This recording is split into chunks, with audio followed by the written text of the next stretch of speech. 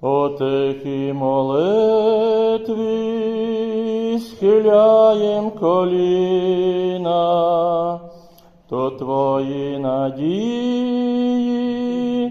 і ласки лиця до Тебе приходить сьогодні Україна і кожна душа, і розбиті серця. О, Мати пречиста,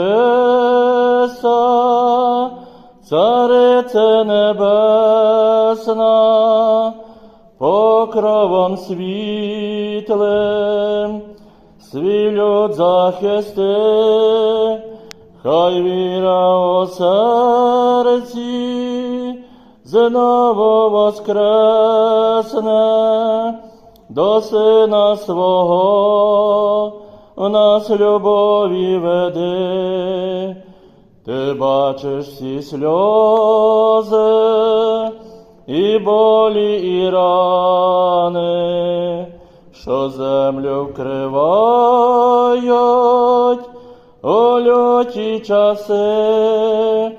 Молися за нас перед Богом, о Пано, і мир для дітей своїх в нього проси. О, Мати пречиста, Царице небесна, покровом світлим свій люд захисти, хай віра у серці знову воскресне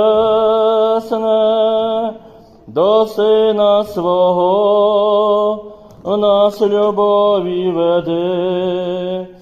Твій образ пресвітлий наш шлях преосвятить у храмі Твоєму, утіха й тепло. О Діво Маріє, всетихая Мати, даруй, щоб добро над гріхом зацвіло. О, Мати пречиста, Царице небесна, покровом світлим